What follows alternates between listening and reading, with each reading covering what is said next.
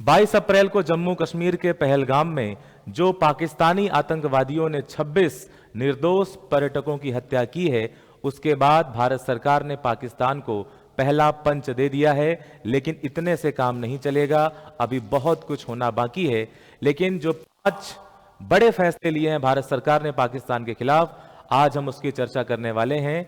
सभी भारतवासी पाकिस्तान के खिलाफ और 26 मृतकों के परिवारों के साथ हमेशा खड़ा है। सबसे पहले यहां पर देखिए कि सिंधु जल समझौता रद्द कर दिया गया है। अभी तक पाकिस्तान भूखा मर रहा था, लेकिन अब प्यासा भी मरेगा। उनके नागरिकों को पता चलना चाहिए कि उनकी सरकार क्या, उनकी जो आर्मी है वो किस तरीके से आतंकवाद को भारत में भेजती है और इतने विभत्स कारनामे को अंजाम देती है। पाकिस्तान के नागरिकों को यह बात पता चलनी चाहिए। अटारी बॉर्डर बंद कर दिया गया है। पाकिस्तानी नागरिकों को 48 घंटे के भीतर भारत छोड़ना होगा।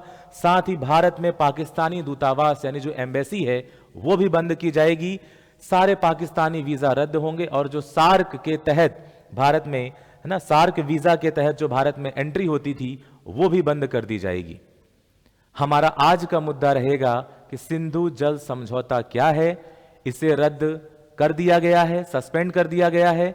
और सिंधु जल समझौता, भाई सिंधु तो नदी है, सिंधु जल समझौता हुआ कब था? हमारे देश के उस समय राजनेता कौन थे? पाकिस्तान का राष्ट्रपति कौन था? कहां पर यह समझौता हुआ? किसने मध्यस्थता की थी? सारी चर्चा हम आज करने वाले हैं। अब पाकिस्तान का रोना और ज्यादा सुनाई देगा। यहां पर हम बात करने वाले हैं दोस्तों, क्या है सिंधु जल समझौता। सिंधु जल समझौता 1960 में भारत और पाकिस्तान के बीच वर्ल्ड बैंक की मध्यस्थता से हुआ था। यहां पर हम देखेंगे दोस्तों कि सिंधु जल समझौता, जिसे हम इंडस वाटर ट्रीटी भी कहते हैं, 2 पक्ष हैं, आप सभी को पता है। एक पक्ष में कौन होगा? भारत। दूसरे पक्ष में कौन होने जा रहा है? पाकिस्तान। तो यहां पर पक्ष में 2 ही पक्ष होंगे, है ना। हम पक्ष हैं, वो विपक्ष है। तो एक तरफ पाकिस्तान और दूसरी तरफ भारत। पाकिस्तान ने यह चिंता जताई कि भारत से होकर सिंधु और उसकी सहायक नदियां पाकिस्तान आती हैं, और जब भारत में लगातार पंचवर्षीय योजनाएं चल रही थीं, तो भारत सरकार ने कृषि को बढ़ावा देने के लिए कई सारी नदियों पर बड़े बड़े डैम बनाना शुरू किए। तो पाकिस्तान को लगा कि अगर भारत ये डैम लगातार कंस्ट्रक्ट करता रहेगा तो पाकिस्तान तो प्यासा मर जाएगा, जो कि अब होने वाला है। ग्रीष्म ऋतु की शुरुआत हो चुकी है। पाकिस्तान ने जब ये गुहार लगाई तो तारीख मैं आपको बता दूं, 19 सितंबर, यहां पर तारीख लिखेंगे हम, 19 सितंबर 1960 को यह समझौता हुआ। समझौता कहां पर हुआ यह भी मैं आपको बता दूं। समझौता हुआ था कराची में। पाकिस्तान में एक प्रांत है सिंध। सिंधु जल समझौता है तो प्रांत का नाम क्या है? सिंध। प्रोविंस कहेंगे, जिसकी राजधानी क्या है? कराची। कराची में भारत की तरफ से तत्कालीन प्रधानमंत्री जाते हैं पंडित जवाहरलाल नेहरू, और उस समय पाकिस्तान का जो राष्ट्रपति था उसका नाम था अयूब खां। ठीक है।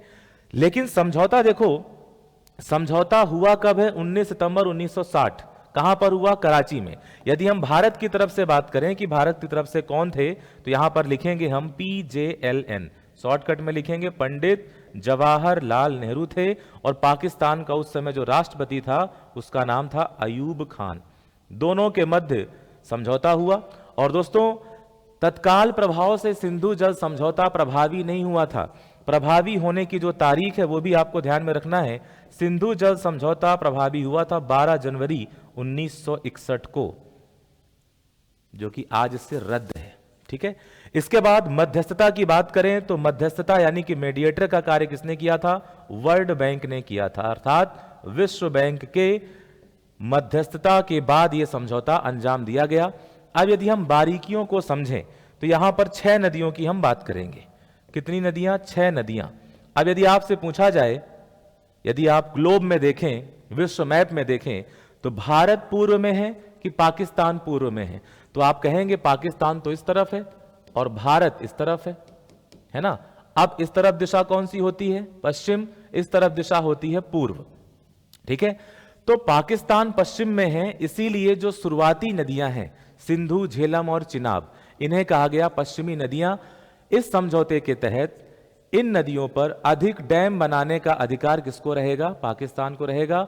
मतलब कि इन नदियों का लगभग 80% पानी को यूज करने का हकदार कौन होने वाला है? पाकिस्तान होने वाला है। और 20% हक किसका रहेगा? भारत का रहेगा। यहां पर आप देख सकते हैं, यदि एक एक करके मैं बताऊं तो सिंधु है, फिर झेलम है, फिर चिनाब, रावी, व्यास और सतलज। तो ऊपर की जो 3 नदियां हैं, इनमें ज्यादा अधिकार किसका रहेगा? पाकिस्तान का रहेगा, सिंधु में, झेलम में और चिनाब में। इस बात को आप समझेंगे। भारत का अधिकार किस पर रहेगा? ये रावी, ये व्यास और ये सतलज। ठीक है, तो पाकिस्तान पश्चिम में है, इसीलिए पश्चिमी नदियों में 80% अधिकार किसका रहेगा? पाकिस्तान का, सिंधु, झेलम और चिनाब में। जबकि जो पूर्वी नदियां हैं पाकिस्तान और भारत में से पूर्व में कौन है? भारत है। इसमें 80% अधिकार, डैम बनाने का अधिकार, नहरें निकालने का अधिकार, पानी को यूज करने का अधिकार 80% भारत का रहने वाला है, रावी, व्यास और सतलज। अब जो ये सिंधु, झेलम और चिनाब जैसी नदियां हैं, इन नदियों का अधिक से अधिक यूज किया जाएगा जम्मू कश्मीर, हिमाचल और पंजाब के क्षेत्रों को सिंचित करने के लिए। इन नदियों का पानी भी रोका जाएगा ताकि पाकिस्तान ग्रीष्म ऋतु में अपने इस कुकृत्य के कारण और ज्यादा परेशान हो।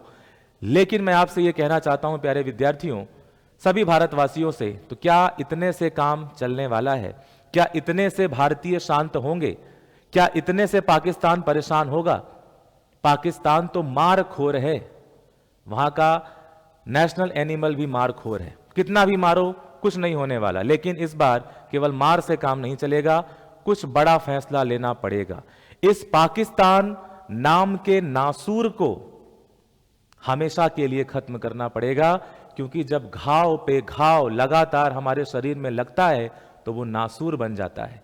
एक होता है घाव जिससे दर्द होता है, एक होता है कभी ना भरने वाला घाव जो कि ये नल्ला पाकिस्तान है।